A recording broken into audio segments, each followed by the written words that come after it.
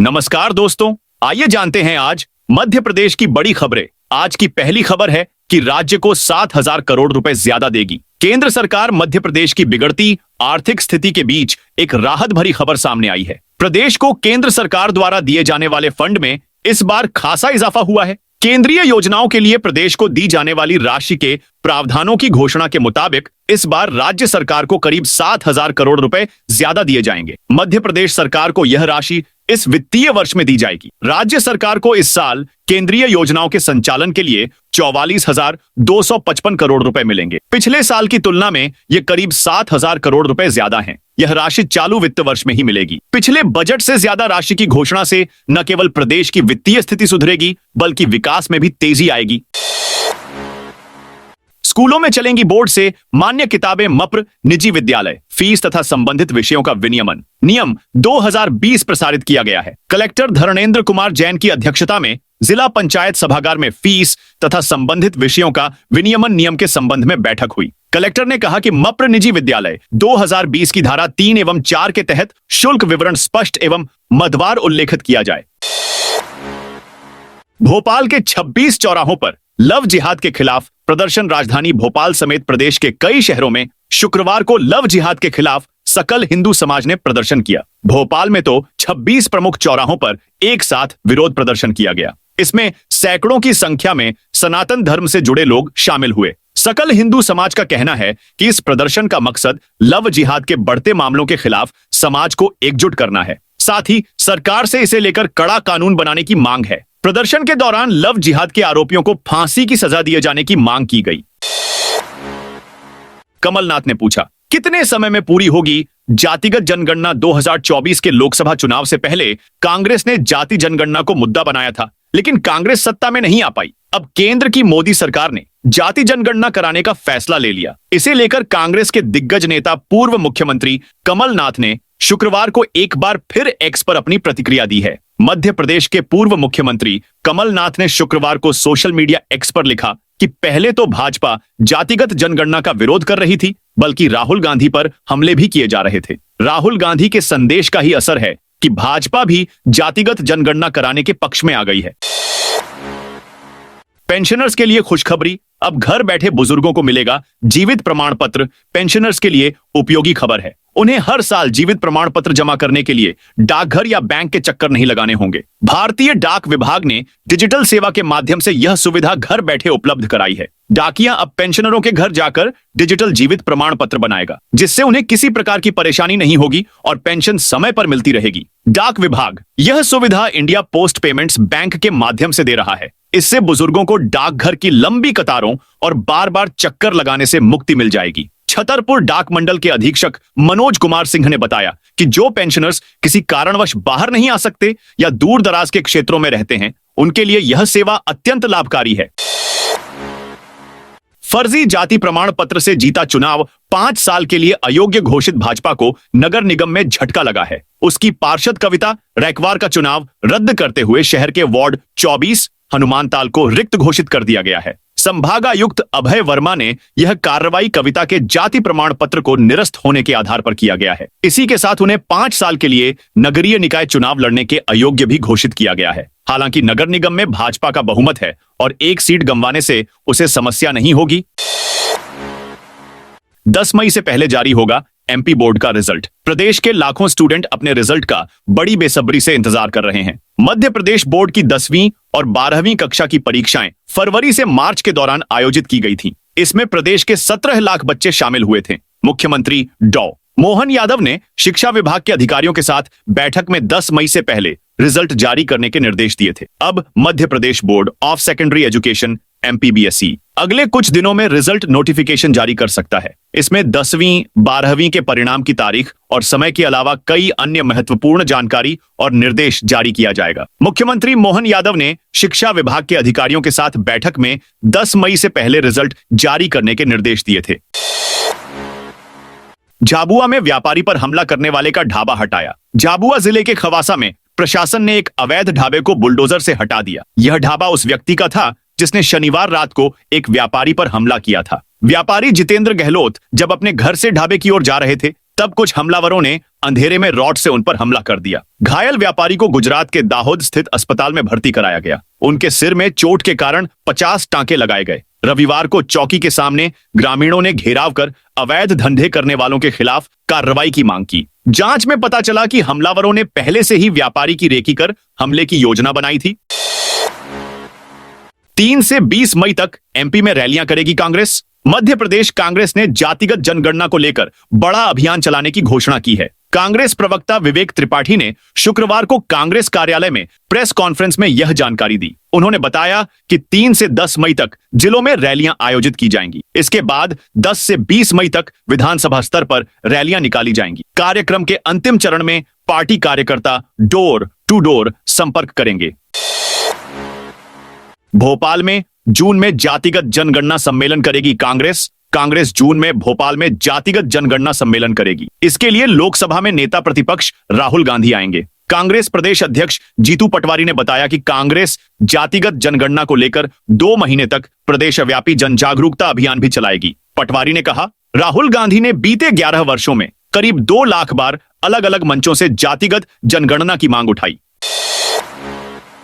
15 मई तक ई-केवाईसी अनिवार्य। हृदय में राष्ट्रीय खाद्य सुरक्षा अधिनियम के तहत सभी पात्र हितग्राहियों को 15 मई तक ई-केवाईसी कराना अनिवार्य कर दिया गया है। जिला आपूर्ति अधिकारी बासुदेव भदौरिया ने इस संबंध में जानकारी दी। हितग्राही अपने नजदीकी उचित मूल्य की दुकान पर जाकर ई-केवाईसी करा सकते हैं। विशेष व्यवस्था के तहत बच्चों और वृद्धजनों के लिए फेस ऑथेंटिकेशन की सुविधा दी गई है। यह सुविधा उन लोगों के लिए भी उपलब्ध है जिनके फिंगरप्रिंट पीओएस मशीन में स्कैन नहीं हो पाते। इंदौर में सोना 1100 और चांदी 700-100 रुपए प्रति 10 ग्राम है। 500 रुपए प्रति किलो तक नीचे आई इंदौर सराफा बाजार में सोने चांदी की कीमतों में लगातार तीसरे दिन गिरावट दर्ज की गई। अमेरिका और उसके प्रमुख व्यापारिक साझेदारों के बीच व्यापार समझौते की संभावना से सोने में सुरक्षित निवेश का आकर्षण कम हुआ। इंदौर सराफा में सोना कैडबरी 1100 रुपए की गिरावट के साथ 97,700 रुपए प्रति 10 ग्राम पर पहुंच गया। चांदी चौरसा में 500 रुपए की कमी आई और यह 95,700 रुपए प्रति किलो पर स्थिर हुई। एमपी में विधायक ने बीच सड़क पर रुकवाई गाड़ी। मध्य प्रदेश के भिंड में एक विधायक का बेखौफ अंदाज नजर आया। कुछ लोग सरेआम उत्पात मचा रहे थे। वहां से गुजर रहे विधायक ने गुंडागर्दी देखी तो उनसे सहा नहीं गया। उन्होंने बीच सड़क पर ही अपनी गाड़ी रुकवा ली और कार से बंदूक निकालकर चल पड़े। विधायक को यूं बंदूक के साथ अपनी ओर आते देख बदमाश वहां से भाग खड़े हुए। भिंड के लहार में गुरुवार को यह घटना हुई। खास बात यह है कि बदमाशों की 4 माह पहले पुलिस को शिकायत की गई थी, लेकिन आज तक उस पर कोई कार्रवाई नहीं की गई। एमपी के 33 जिलों में तूफानी आंधी बारिश का येलो अलर्ट जारी। मई माह की शुरुआत के साथ ही मौसम का मिजाज बदल गया है। मध्य प्रदेश में कहीं तेज हवाओं के साथ आंधी चल रही है तो कहीं गरज चमक के साथ बौछारें और बूंदाबांदी हो रही है तो वहीं कहीं उमस भरी गर्मी का सामना लोगों को करना पड़ रहा है। अगले 3-4 दिन मौसम का मिजाज इसी तरह रह सकता है। मौसम विभाग ने कई जिलों में बादल, गरज चमक के साथ बौछारों के साथ साथ कुछ स्थानों पर ओलावृष्टि की संभावना जताई है। मौसम विभाग ने अगले 2 दिनों के लिए 33 जिलों में अलर्ट जारी किया है। छिंदवाड़ा, सिवनी, मंडला, बालाघाट, पाढुर्णा जिलों में तेज हवा के साथ कहीं कहीं ओलावृष्टि का ऑरेंज अलर्ट जारी किया है। इसी प्रकार अनूपपुर, शहडोल, उमरिया, डिंडोरी, कटनी, जबलपुर, नरसिंहपुर जिलों में भी तेज हवा, गरज चमक के साथ ऑरेंज अलर्ट जारी किया है। इसके अलावा भोपाल, विदिशा, रायसेन, सीहोर, नर्मदापुरम सहित 20 से अधिक स्थानों पर भी गरज चमक, तेज हवा का येलो अलर्ट जारी किया है। ग्वालियर, जबलपुर, मंदसौर, रतलाम, झाबुआ, श्योपुर, मुरैना, भिंड, दतिया, शिवपुरी, गुना, अशोकनगर, निवाड़ी, टीकमगढ़, छतरपुर, सागर, दमोह, नरसिंहपुर, नर्मदापुरम, हरदा, बैतूल, छिंदवाड़ा, पांढुर्णा, सिवनी, बालाघाट, मंडला, डिंडौरी, अनूपपुर, शहडोल, उमरिया, कटनी, महर, सीधी, सिंगरौली, रीवा, मऊगंज, सतना में तेज आंधी और गरज चमक की स्थिति रह सकती है। अचानक रतलाम पहुंची एनआईए। 3 युवकों को हिरासत में तलाम में एनआईए की टीम पहुंचने से हड़कंप मच गया। टीम के सदस्य आधी रात को रतलाम पहुंचे थे। एनआईए अपने साथ फिरोज खान नाम के आतंकी को लेकर आई थी। इस दौरान 3 युवकों को हिरासत में लेने की सूचना भी थी। हालांकि इसकी पुष्टि नहीं हो पाई। दोपहर में ही एनआईए की टीम वापस चली गई। रतलाम में शुक्रवार को सुबह जब नेशनल इन्वेस्टिगेशन एजेंसी एनआईए की टीम के पहुंचने की खबर लगी तो हड़कंप मच गया। टीम आधी रात को पहुंची थी। टीम के सदस्य अपने साथ आतंकी फिरोज खान को लेकर पहुंचे थे। 2 अप्रैल को ही स्थानीय पुलिस ने फिरोज को गिरफ्तार किया था और एनआईए को सौंप दिया था। दरअसल एनआईए की टीम फिरोज को स्पॉट वेरिफिकेशन के लिए आई थी। तभी यह भी सूचना आने लगी कि फिरोज खान की निशानदेही पर एनआईए ने 3 लोगों को हिरासत में लिया है। हालांकि दोपहर तक इसकी पुष्टि नहीं हो पाई थी। ओंकारेश्वर पहुंचे सीएम मोहन यादव। मध्य प्रदेश के मुख्यमंत्री मोहन यादव शुक्रवार को इंदौर से बाय रोड ओंकारेश्वर पहुंचे हैं। वैदिक मंत्रोच्चारण के साथ सीएम का स्वागत हुआ। यहां नर्मदा स्थित अभय घाट पर शंकराचार्य जयंती के मौके पर दीक्षांत समारोह हुआ। इस दौरान सीएम मोहन के अलावा आचार्य महामंडलेश्वर स्वामी अवधेशानंद गिरी समेत कई संत भी मौजूद थे। एमपी के 1296 गांवों के लिए वरिष्ठ मंत्री का बड़ा ऐलान। मध्य प्रदेश के 1296 गांवों के लिए बड़ा ऐलान किया गया है। प्रदेश के जनजातीय कार्य मंत्री विजय शाह ने यह अहम घोषणा की। उन्होंने बताया कि राज्य के जनजातीय छात्रों की सुविधा के लिए हॉस्टल बनाए जाएंगे। कई हॉस्टल की तो स्वीकृति भी मिल चुकी है। केंद्र सरकार द्वारा प्रधानमंत्री जनजातीय आदिवासी न्याय महाभियान पीएम जनमन में जनजाति वर्ग के आर्थिक, सामाजिक एवं शैक्षणिक उत्थान के लिए 51 छात्रावासों की स्वीकृति दी गई है। सिंगरौली में बनेगा नया बस स्टैंड। 3 एकड़ में फैलेगा। एमपी के सिंगरौली जिले में जिला मुख्यालय पर वर्तमान बस स्टैंड की जगह नया आलीशान भवन युक्त बस स्टैंड 1-2 वर्ष बाद शहर के मानचित्र पर अस्तित्व में आ जाएगा। नए व विस्तृत क्षेत्रफल वाले बस स्टैंड का निर्माण 3 एकड़ में होगा। शहर की जरूरत के अनुसार वैढन में वर्तमान बस स्टैंड में जगह कम होने के कारण परेशानी की स्थिति है। बस स्टैंड में बसों व यात्रियों की संख्या दिनों दिन बढ़ रही है। इस कारण वहां जगह कम पड़ने लगी है। एमपी के इस रेलवे स्टेशन में मिलेगी नई आधुनिक सुविधा। झांसी मंडल द्वारा परिसंपत्तियों के बेहतर उपयोग के लिए की जा रही ई नीलामी प्रक्रिया के तहत खजुराहो समेत अन्य स्टेशनों पर ईवी चार्जिंग स्टेशन की स्थापना की जा रही है। ईवी चार्जिंग सुविधा खजुराहो के अलावा ललतीपुर, उरई और बांदा स्टेशन में देने की तैयारी है। इसके लिए नीलामी प्रक्रिया 13 मई 2025 को संपन्न होगी। मंडल रेल प्रबंधक दीपक कुमार सिन्हा ने बताया, ईवी स्टेशन के अलावा झांसी मंडल द्वारा परिसंपत्ति प्रबंधन के अंतर्गत विभिन्न मदों में संपत्तियों की ई नीलामी की जा रही है। एमपी के एक जिले ने दूसरे जिले को पानी देने से किया इनकार। एशिया के सबसे बड़े मिट्टी के भीमगढ़ बांध में माचागोरा डैम छिंदवाड़ा से पानी आ चुका है। ऐसे में जिले में सूख रही फसलों की सिंचाई के लिए पानी की मांग उठना लाजमी है। इस बीच कलेक्टर मृणाल मीणा ने मुख्य अभियंता सिंचाई विभाग सिवनी अशोक डेहरिया को पत्र लिखकर पानी की ओर मांग की थी। उधर सिंचाई विभाग के मुख्य अभियंता डेहरिया ने पत्रिका को बताया कि रब्बी सीजन का बालाघाट को जितना पानी देना चाहिए था उतना पानी हम दे चुके हैं। अब बालाघाट को और पानी दिया जाना संभव नहीं है। इंदौर खंडवा रोड पर बन रही 3 बड़ी टनल। एमपी में खंडवा रोड पर एनएचएआई द्वारा बनाए जा रहे हाईवे पर 3 टनल बन रही है। एनएटीएम न्यू ऑस्ट्रियन टनलिंग मेथड तकनीक के जरिए ऑटोमेटिक टनल में कई अनोखे प्रयोग किए जा रहे हैं। टनल की लाइनिंग यानी फिनिशिंग के लिए 42 खिड़कियों वाली गेंट्री से सीमेंट कंक्रीट का प्लास्टर किया जा रहा है। जैसे जैसे काम होता जा रहा है वैसे वैसे एनएचएआई ने सड़क से ट्रैफिक शुरू कर दिया है। इंदौर इच्छापुर हाईवे में सबसे अहम तेजाजी नगर से बलवाड़ा तक का 33 किलोमीटर का हिस्सा है। घाट सेक्शन पर पुल पुलियां फ्लाईओवर बन रहे हैं। 3 टनल का काम भी लंबे समय से चल रहा है। तीनों टनल एनएटीएम तकनीक से बनाई जा रही है जो ऑटोमेटिक होंगी। आपातकालीन स्थिति में बैरिकेड्स बंद हो जाएंगे। आग बुझाने के उपकरण भी लगाए जा रहे हैं।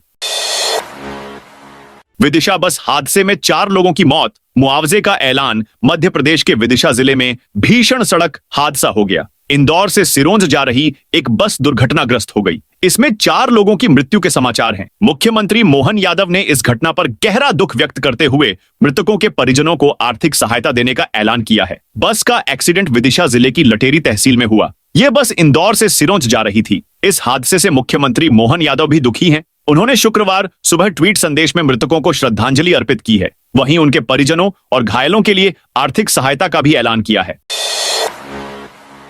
खजुराहो रेलवे स्टेशन पर शुरू होगा ईवी चार्जिंग स्टेशन। पर्यावरण संरक्षण और यात्री सुविधाओं को बढ़ावा देने की दिशा में खजुराहो रेलवे स्टेशन पर अब ईवी चार्जिंग स्टेशन की सुविधा शुरू की जा रही है। झांसी मंडल द्वारा परिसंपत्तियों के बेहतर उपयोग के लिए की जा रही ई नीलामी प्रक्रिया के तहत खजुराहो समेत अन्य स्टेशनों पर ईवी चार्जिंग स्टेशन की स्थापना की जा रही है। ईवी चार्जिंग सुविधा खजुराहो के अलावा ललतीपुर, उरई और बांदा स्टेशन में देने की तैयारी है। इसके लिए नीलामी प्रक्रिया 13 मई 2025 को संपन्न होगी। पुलिस मुख्यालय में नहीं दिखेंगी फाइलें। मध्य प्रदेश पुलिस मुख्यालय में अधिकारियों की टेबल पर लगा रहने वाला फाइलों का अंबार अब खत्म होने वाला है। पीएचक्यू में मैनुअल फाइलिंग का कल्चर डीजीपी कैलाश मकवाना के आदेश के बाद खत्म कर दिया गया है। सभी शाखाओं में ई ऑफिस सिस्टम लागू किया गया है। अधिकारियों ने इस पर काम शुरू कर दिया है। डीजीपी वे ही फाइलें देख रहे हैं जो ई ऑफिस से भेजी जा रही हैं। सीएस अनुराग जैन पहले ही मंत्रालय में ई ऑफिस लागू कर चुके हैं। पुलिस मुख्यालय में लागू ई ऑफिस सिस्टम से जल्द ही जिला पुलिस को जोड़ने की कवायद शुरू की जाएगी।